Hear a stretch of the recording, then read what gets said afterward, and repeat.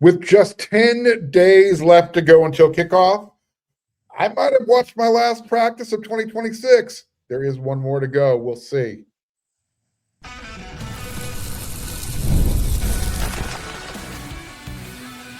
You are Locked On USC, your daily podcast on the USC Trojans, part of the Locked On Podcast Network, your team every day. Welcome on back to another episode of Locked On USC. I'm your host, Marc Kulkin. That is the smartest man in the room. His name is Chris Trevino, wersc.com. And today's episode is brought to you by Kalshi. For a limited time, download the Kalshi app. Use code Locked On to get $10 when you trade $10. It's mock game week, Chris. The team was wearing full pads Tuesday. Offense was wearing their cardinal. The defense was wearing their white blouses. It was a great day for a USC afternoon practice. I think that was the first afternoon practice that we've seen this year. The scrimmage was kind of a brunch thing. Later on, you and I, we're going to predict the future. In the next segment, we're going to talk about our most pressing concerns with just 10 days left until we hear the wartime chant.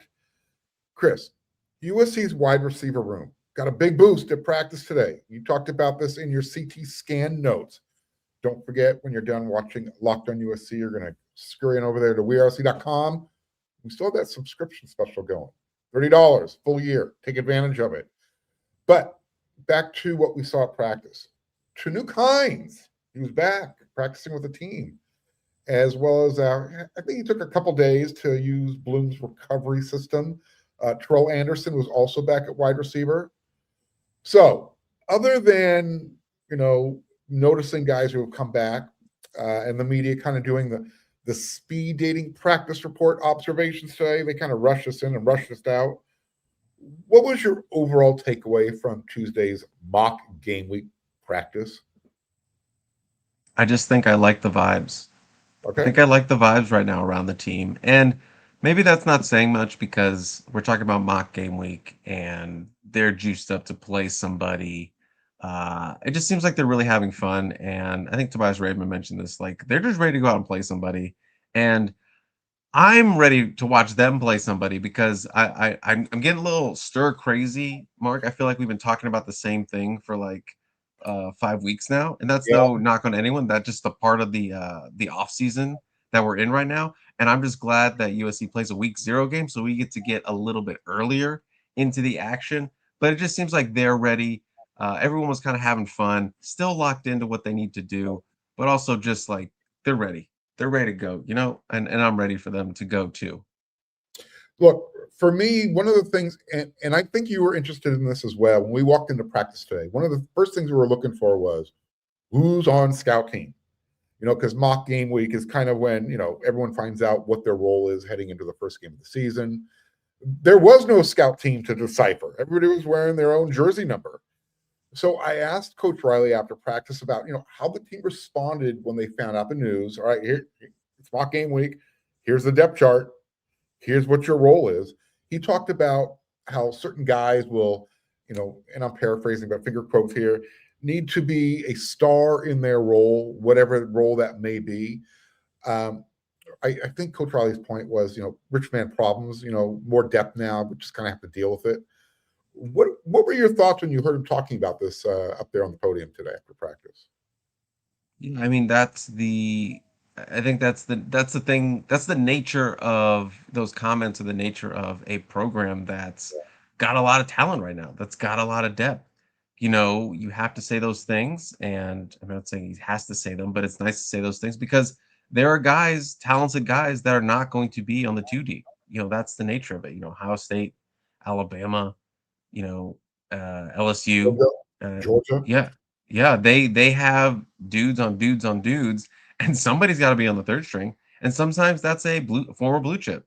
Sometimes that's your former 5-star. So you have to be able to sit guys down and tell them, like, hey, look, you're third team right now. And I know you were everything All-American come out of high school, but right now we need you to play on the scout team. And that's a tough pill to swallow for a lot of guys. Yeah. And it would be for me. But, everyone has a role in this team, even if it is scout the the fourth string linebacker to Jayden Maiava. And he mentioned that, like, even if it's like the guy who's like the first person you think of when you think of USC football, which is Jayden, on the literal billboards, to the newest guy on the team. They just got a walk-on defensive lineman. So everyone has a role from Jayden to the last guy who was added. And you got to be a star in your role. That's the role he played. And, guys have to embrace that. That's what team culture is. That's what building a program is. And I'm excited to see how they mesh and actually, live that. No, and that's the underlying point is how does everybody keep their ego in check and put the team first? Which it's kind of, both of these questions came up after practice, but, Coach Riley was also asked about which, defensive players kind of stood out who he thinks are going to make an impact. And the names that he mentioned were interesting because, just to kind of put into context what you just mentioned, what we were just talking about, he brought up names like, Jontez Williams. That makes sense. He brought him in from Iowa State. But then he started mentioning names that maybe might not thought would be rolling off his tongue first. Elbert Hill, true freshman, but we know how talented he is. Prophet Brown, Madden Riordan, linebacker Devin Bryant, as well as true freshman linebacker Talanoa Ely. Anything stick out to you when you heard those names and you didn't hear some of maybe the other more higher rated names? If we're talking about true freshmen or veterans who've been around the program. Yeah, as we know, just covering Lincoln for a minute now. When he says a name, yeah, it's with purpose when he says a name. So I think the first one that just jumped out was Madden Riordan because we've heard a lot about him. He's bigger now. He's put on that weight. He's looking like a contributor. He's looking like a guy who can play. Right now, we knew the mental side was all there, the football IQ, the instincts, all of that. We've seen it. And we know Gary Patterson loves that. And we know Paul Gonzalez wants that. They want a cerebral safety. And he is that. Just physically had to get up to speed. Looks like he is. I wouldn't say he's fully there, but he is a lot more up to speed than he was in the spring when he first arrived. So, hey, if he's physically ready, I don't think there's anything holding him back. Like, he is going to have that scheme down. He's going to know where to be. And he's going to have the balls to make the instinct play that he needs to make. So that's what you gave him, Madden Riordan. And I think he's trending towards being on the 2 deep in some capacity because he keeps making plays. So if he's a true freshman, it's a redshirt junior, who cares? Whoever making plays is going to get on the field or be in position to get on the field. Yeah, in fact, I'm willing to go as far as say that I think we're going to see a couple of surprise starters game one. A lot. I think at least I went in there thinking, a lot of certain guys are just going to get the benefit of the doubt. They're going to get the start game one just because they put in their time. I'm thinking we might see a couple surprise starters.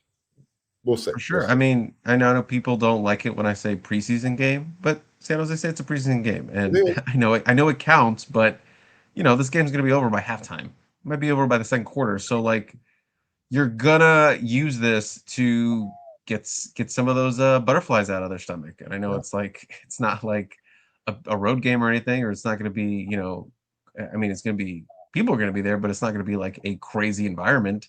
But you want to get that out of the way. You want to get those sea legs ready. You want to get them a taste of what it's like. So I know it's San Jose State. I know they're a program that counts for something, but it's a preseason game, and they're gonna play a lot of dudes.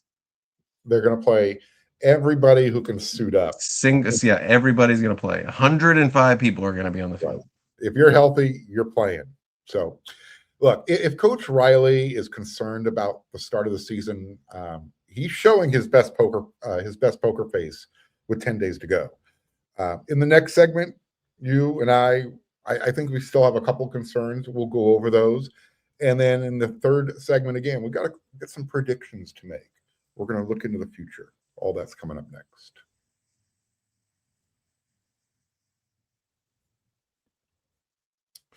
There are more live events than ever worth seeing right now.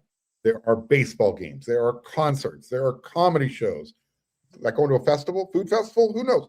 Something's out there. I guarantee you want to get a ticket to. The hard part isn't deciding what you want to attend. It's actually getting the tickets between the long wait times, the confusing checkouts. You got those stupid surprise fees. Buying tickets can sometimes feel harder than it needs to be. That's why so many fans are turning to Game Time. The Game Time app is built to make buying tickets simple with upfront pricing, seat views before you buy, and exclusive saving opportunities that help you get to the events you want to get to without all that hassle. I'm in the press box now, but I still remember what it was like standing with the thundering herd at the Coliseum. That vibe, there's nothing like it. You can't feel that watching games on TV. There's just something different about being there. So take the guesswork out of buying tickets. Every type of event, go there with Game Time. Download the Game Time app, create an account, use code LOCKEDON for $20 off your first purchase. Terms will apply.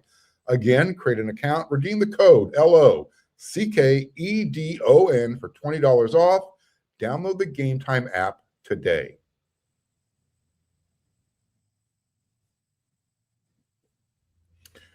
All right, one concern that I have heading into the San Jose State game, Chris, is USC going to be ready to tackle? Not sure that was really the case last year against Missouri State. And I only bring this up because the last time USC opened their home season against a Mountain West Conference team 2 years ago in 2024, they took on Utah State. They shut them out 48-0. I want another shutout, and you need to be able to tackle, and you need to be able to tackle late in the game when the reserves are in. So that's my first concern. Chris, what's your primary concern with 10 days to go? What's keeping you up late at night? Specifically about the season or in general this first game? You're the chef in your kitchen. You get to pick. I'll try to combine them a little bit. Okay. For me, it's the pass rush and will I know if it's real? How will I know if it's real, Marc? Because they're gonna go out there, they're gonna put up 900 sacks.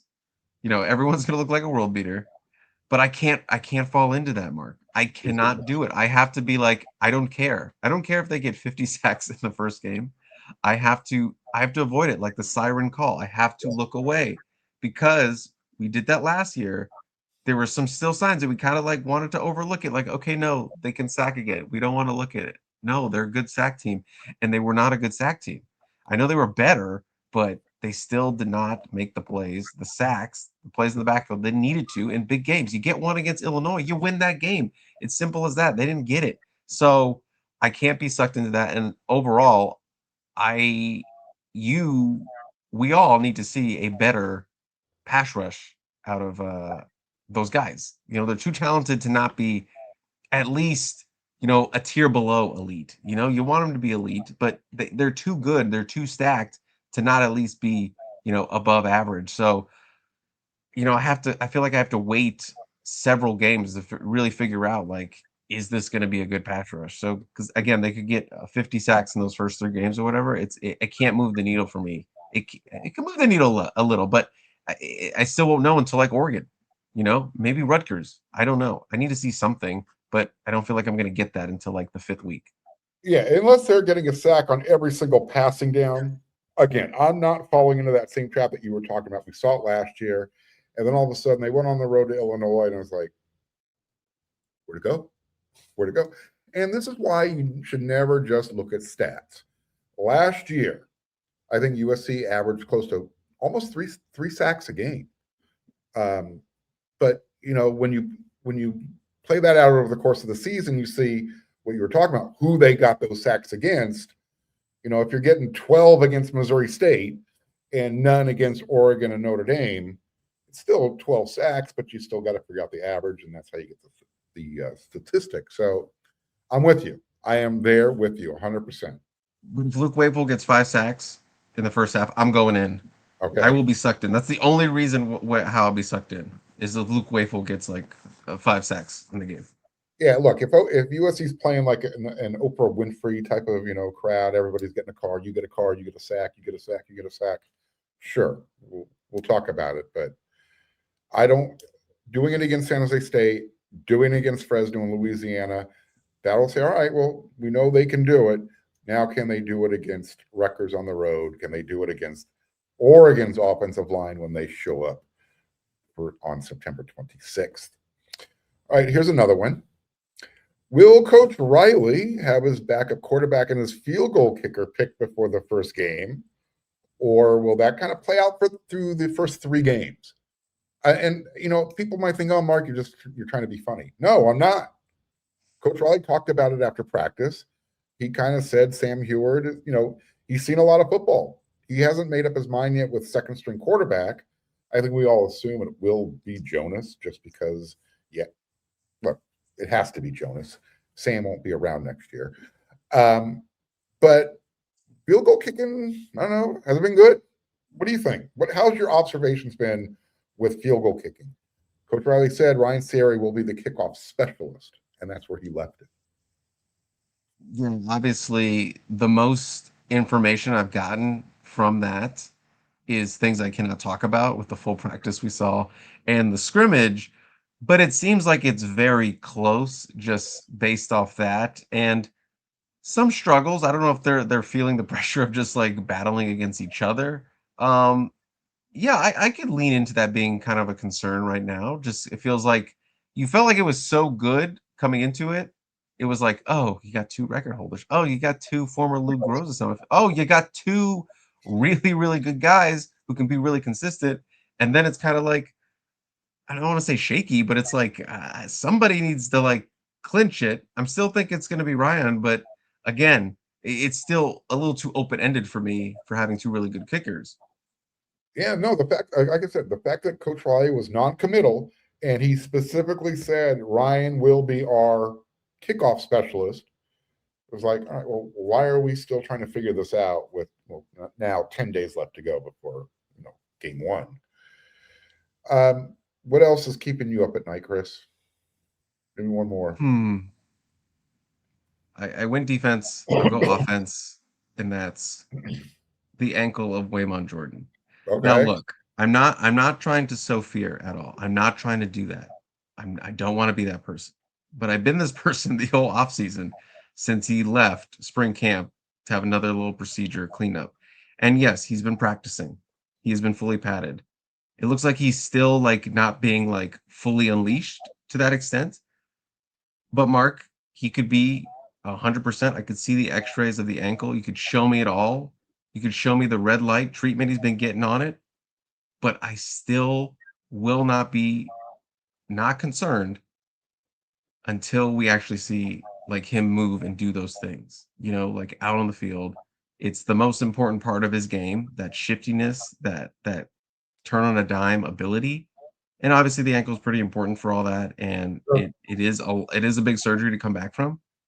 He's looked good, but again, there's a difference to seeing it like live game speed, trusting it out there on a Saturday when it really matters. So again, I don't know how much we're going to see of him in that first game. Probably not past the first quarter. I would be shocked. But you just got to get a little lather of him, give him a little taste of it. So I'm sure that'll be the sense for that game. But again, I just need to see him hit. I need to see him be confident in it in a game. And I'm not saying he's not. I'm just saying, I won't be concerned until I see that. Do you have any extra concern? I mean, everyone understands that Killian O'Connor he's not playing this year. Does that stress the offensive line room at all, in your opinion? Does it stretch it? Yes. Stress it. Stress it. Yes. Stress it. Just because they're just too many unknowns at center right now.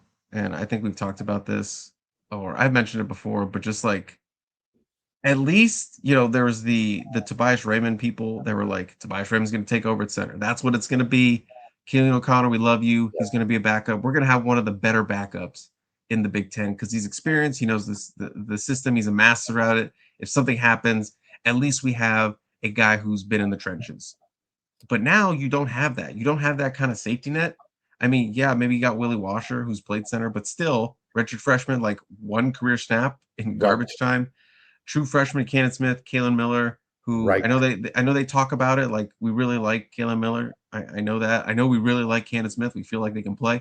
But I'm not trusting a true freshman in that situation unless I absolutely have to. I don't give me the coach speak. I know you can really like him, but when push comes to shove, I don't think you're putting in the true freshman in that moment. No disrespect, no disrespect. But I'm just saying there's so many unknowns now. At least with Killian, you knew something. You knew he was gonna make every call. You knew, the size thing, whatever, but you knew he was gonna be on his P's and Q's and he was gonna have everyone else on their P's and Q's. Not saying Tobias can't have that, but he just hasn't played center. And that's still a 6'6" question mark right now. I hope he makes it. I hope it clicks. And I know it changes the entire offensive line if he does. But again, it's still a new position. It's still a lot he's got to handle. And to do so as a bigger center, as we talked about with the leverage stuff, going past the physical stuff, and not necessarily the mental stuff, it's a lot to be throwing at him. So again, you don't have that safety net. Your margin for error is gone in center. So that's still going to be. I may be keeping Zach Hanson up at night, maybe keeping Lincoln Riley, but I am still thinking about it before I go to bed. Yeah, see, for me, we know that USC has been upgrading the roster as far as the talent level is concerned in that room. But so it's not that you lost better talent, you lost that veteran presence. And that's where, for me, the room got stretched a little thinner, because now all of a sudden you have to lean into that youth a little bit more, a little bit sooner than maybe you wanted to. Because like you said, whether it was going to be Tobias or Killian starting at center, both of them were going to be on the field at the same time, one way or the other. Well, if Tobias truly went out at center, maybe Killian isn't on the field, but you still had him available in the eventuality. So that's where I was coming from with this. And I hope people understand that. Yeah, we got 20 guys in that room, but we don't have 20 guys with the experience. And that's the key component right there. I hope you're ready to play, Willie Washer. You're going to play a lot in those first 3 games. They're going to pump some reps into you.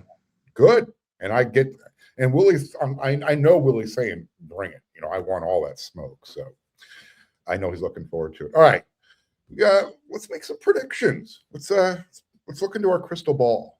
Let's pretend we're Scott Schrader and Greg Biggins and Steve Wiltfong. Make some predictions. But it has nothing to do with recruiting. It has to do with 2026 USC. Coming up next.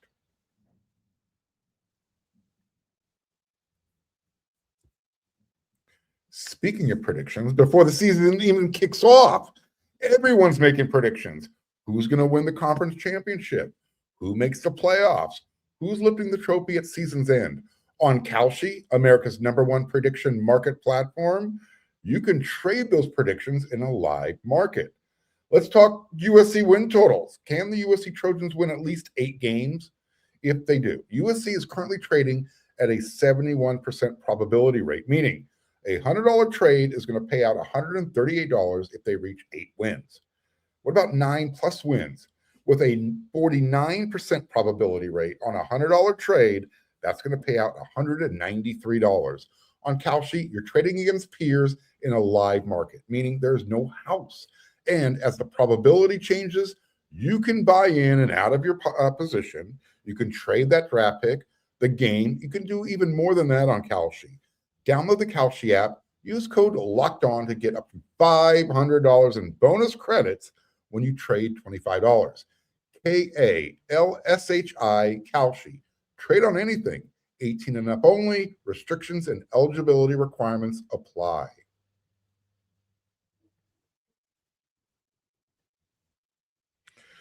All right, Chris, I'm on record that USC will win 10 games, make the playoffs in 2026. And that includes winning every home game. So Oregon, Ohio State, you know what? Don't even show up. I'm kidding. I want to see it. Show up. I want to watch that happen. I also have a couple other predictions, Chris.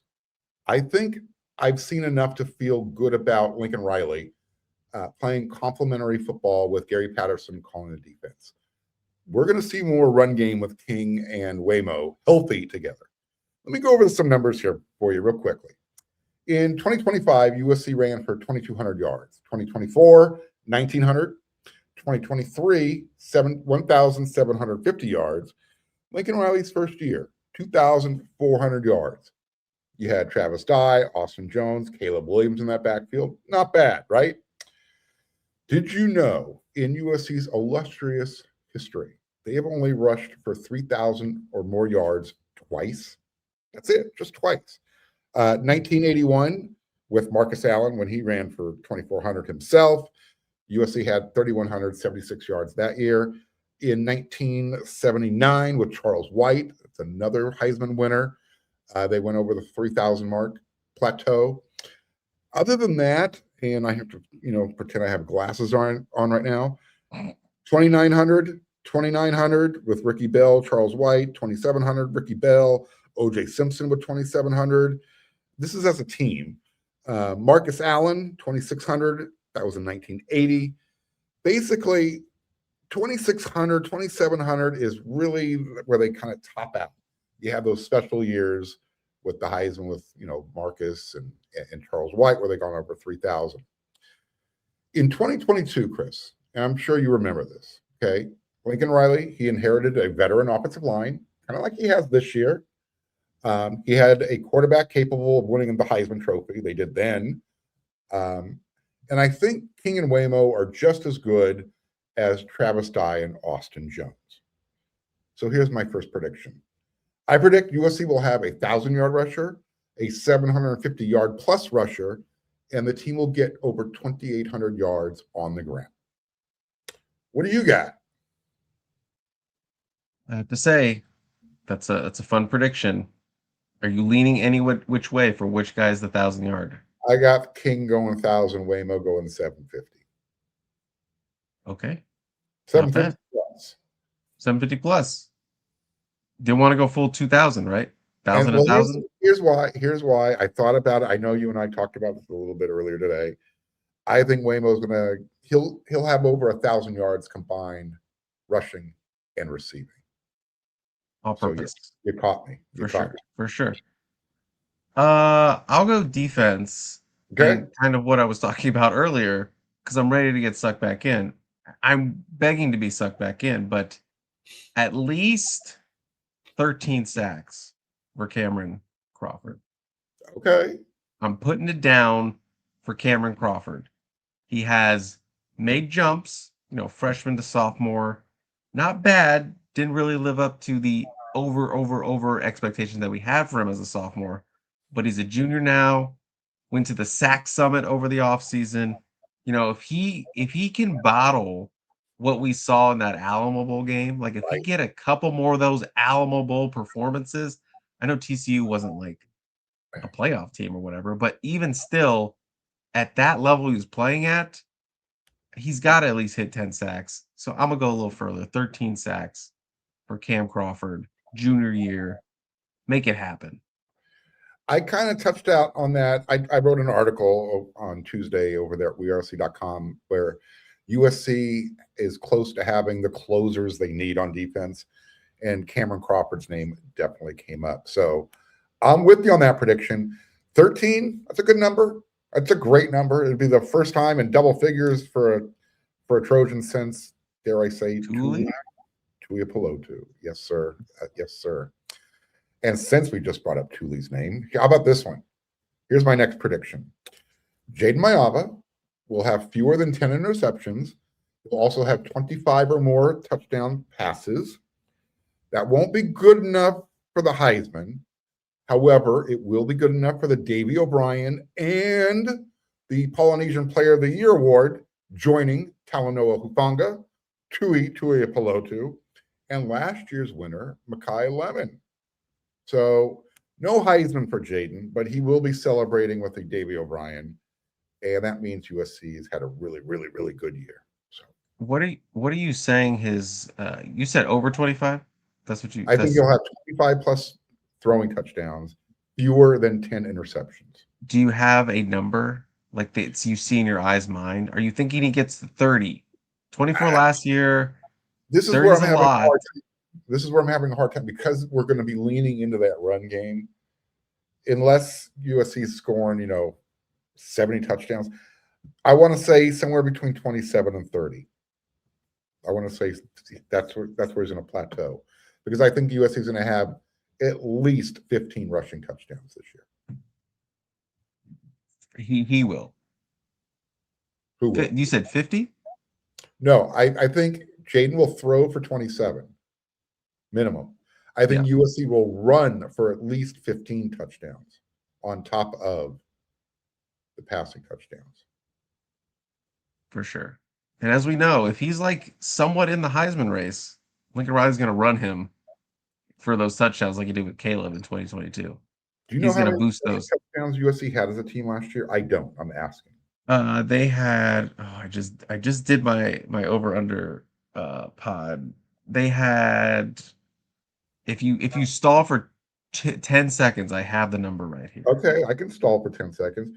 By the way, while Chris is looking up his notes, you should make sure you are subscribing to wearc.com's subscription special so you can see his CT Sam notes from practice, as well as all the other content that he and I have put together, as well as Scott Schrader with recruiting.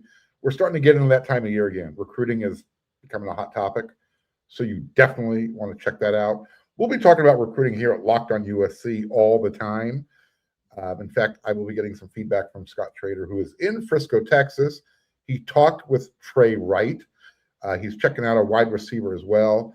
And then he and I are going to be in Las Vegas this weekend watching number 1 St. John Bosco take on number 2 Bishop Gorman, Friday Night Light Football. So, Chris, did you find that number? They had 29 rushing touchdowns. Oh, man, I am severely under. You were severely under. That's why I was confused. I was like, does he mean 15 just for Jayden? Yeah, they had 20. I set the over under at 28.5 for this year. I didn't realize they ran for that many touchdowns last year. That is a good chunk. Yeah, that completely caught me by surprise. So, man, I need to reassess these numbers. I still got Jayden's numbers staying where they're at. I got to figure out how many rushing touchdowns we get now. Man, Jayden had 7. Waymo had 5. King had 8. Mackay had a couple. So they're just added up a little bit. Man, if you would have asked me a trivia question, Marc, how many rushing touchdowns did they have? That one I would have obviously I came way under. I thought they were closer to 15, somewhere between 15 and 20. I had no idea they had that many. Well, they had a decent little year on the ground. Yeah. I mean, I'm looking at those rushing numbers, though. When you look at the yardage, it wasn't a great year. I mean, 2,200. How many? Jayden threw for how many yards? 3,700. 7, yeah. But statistically, it was kind of their best year, or at least their most effective year. I mean, if you're factoring in the 2022 was their best. Yeah, because of Caleb was kind of monstering those. Well, it wasn't even that many. It was 30 touchdowns. I don't know if they're factoring the rushing touchdowns there, but yeah. All right. So did you give me your other prediction? I did not, and I just lost it. I got it. Elijah Page finally reaches elite status. This is something we've been talking about. Like, can Elijah Page elite status? What is he? Yes. What is elite status? Elite status, like he is a premier offensive tackle. I don't know how you want to measure that, but maybe you go up to All-American. Even if it's like a second team, third team, that tells me he's doing pretty dang good. First team might be pushing it, but we know he has legit NFL talent. Obviously, last year the knee injury in camp just kind of sunk his entire season, and if you look at the PFF grades, he was pretty elite as a pass blocker, like 80 plus. But like when you factor in the run blocking, was pretty bad, and obviously knee injury can't get that drive. So I'm sure some of that was factoring into it. But so if he raises the floor, obviously as a run blocker, road grader, to pair that with elite pass blocking, I think it's a brainer. Excuse me, that he could finally meet those expectations we've had for Elijah Page since he arrived at USC, and got that freshman All-American nod early and starter, and just last season was derailed, not what he wanted to be. So I feel like there's a sense of urgency with him to prove himself. Like, I am this left tackle anchor. I can be the anchor for this team, this O-line. Yeah, no, he learned how to do it. I mean, he took that demotion, if you want to call it demotion, to scout team. And he used it as a challenge to, go get his butt kicked, but to get better so he can earn that position. Lincoln Riley has no problems when he knows he has talented guys. If he doesn't think they're pulling their weight, pushing the right button to get them to where they need to be. And like you said, if Elijah Page stays on the field, he has the ability to be an elite left tackle. And if he's on the field all year, why not All-American, right? Okay. All right. I'm going to go put pen to paper and try and figure out how many rushing touchdowns USC will have compared to Jayden Maiava throwing 27 plus. And people are saying, well, Marc, why would he only have that many? Those first 3 games, how many opportunities is he going to get compared to Jonas and Sam Heward, who are also going to get some opportunities? So, again, stats are stats are stats. We'll talk about it at the season's end. Chris, thank you again. Remind everybody where they can find you when you're not helping me out here every week. At Chris and Trevino on social media. You can find me at wearesc.com. 75% off annual special. Extended. Get in right now while it's hot. Listen to my composite 2-star recruiting podcast wherever you get your podcast. And obviously you can find me on the We Are SC YouTube channel. Got my man Mulkin over here. We're doing our Inside the Walls of Troy, Inside the Trojans Huddle. So got all that good stuff there. And obviously just We Are SC if you want to read some stuff I'm writing. Read some stuff I'm writing. Yes, I said it right. It's late. It's late. It's late. Long day. It is late. All right.